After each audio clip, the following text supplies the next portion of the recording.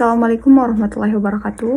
Perkenalkan, nama saya Lailatul Fitriana, Prodi Sarjana Terapan Gizi dan Dietetika Politeknik Kesehatan Kementerian Kesehatan Mataram. Pada video kali ini saya akan menjelaskan terkait makalah yang saya buat yang berjudul Negara dan Konstitusi, di mana negara dan konstitusi ini merupakan dua lembaga yang tidak dapat dipisahkan.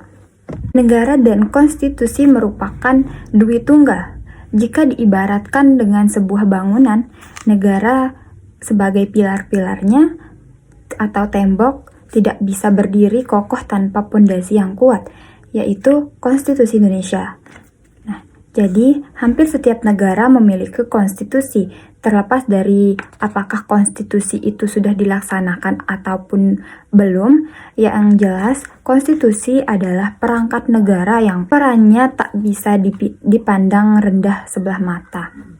Sebuah konstitusi merupakan dasar pedoman dalam penyelenggaraan kehidupan bernegara suatu bangsa. Indonesia merupakan salah satu negara yang memiliki konstitusi tertulis, yaitu Undang-Undang Dasar Negara Republik Indonesia tahun 1945. Pancasila merupakan dasar negara Indonesia, sedangkan Undang-Undang Dasar Negara Republik Indonesia tahun 1945 merupakan konstitusi tertulis bangsa Indonesia. Dalam hierarki peraturan perundang-undangan Indonesia, UUD NRI 1945 ini berada dalam kedudukan tertinggi, di mana memuat norma-norma dan ketentuan dasar yang mengatur hak-hak warga negara, hubungan warga negara dengan negara, serta pembahasan kekuasaan penyelenggaraan negara, sehingga dibutuhkan peraturan perundang-undangan yang mengatur lebih khusus apa yang diatur dalam UUD NRI 1945 ini. Pengertian dari negara itu sendiri ialah negara merupakan bentuk organisasi yang ada dalam kehidupan masyarakat. Pada prinsipnya, setiap warga masyarakat menjadi anggota dari suatu negara dan harus tunduk pada kekuasaan negara.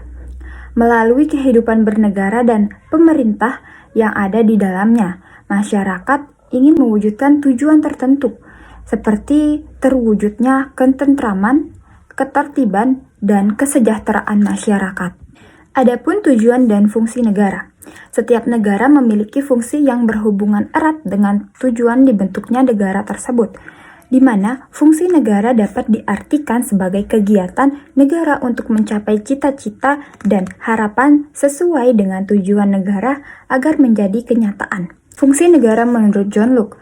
John Locke membagi fungsi negara menjadi 3 bagian, yaitu fungsi legislatif, yaitu membuat undang-undang, kemudian fungsi eksekutif, yaitu melaksanakan undang-undang, kemudian fungsi federatif, yaitu mengurusi urusan luar negeri dan perang dan damai. Kemudian menurut Muhammad Kusnardi SH, fungsi negara ialah melaksanakan ketertiban, menghendaki kesejahteraan dan kemakmuran rakyatnya. Pengertian konstitusi. Istilah konstitusi pada umumnya menggambarkan keseluruhan sistem ketatanegaraan suatu negara. Sistem itu berupa kumpulan peraturan yang membentuk, mengatur, atau memerintah negara. Peraturan-peraturan tersebut ada yang tertulis sebagai keputusan badan yang berwenang dan ada yang tidak tertulis yang berupa kebiasaan dalam praktik penyelenggaraan negara. Dengan demikian, pengertian konstitusi itu dapat menunjuk pada peraturan ketatanegaraan baik tertulis ataupun tidak. Berikut ini merupakan pengertian konstitusi menurut para ahli.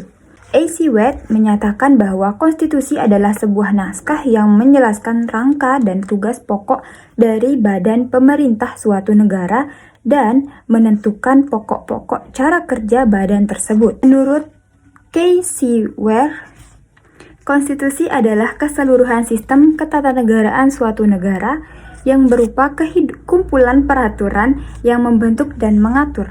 Menurut C.F. Strong, konstitusi merupakan kumpulan asas yang didasarkan pada kekuatan pemerintah, hak-hak yang diperintah, dan hubungan antara keduanya yang diatur. Kedudukan konstitusi.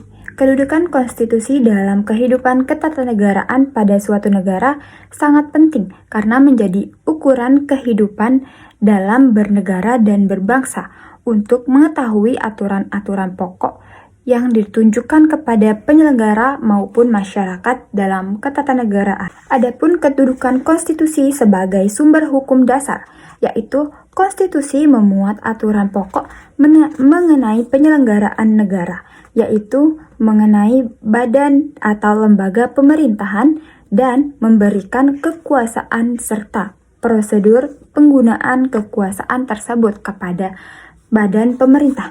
Kemudian, sebagai hukum tertinggi, konstitusi memiliki kedudukan yang lebih tinggi terhadap peraturan-peraturan yang lain dalam tata negara hukum pada suatu negara. Dengan demikian, aturan-aturan di bawah konstitusi tidak bertentangan dan harus sesuai dengan aturan-aturan yang terdapat pada konstitusi.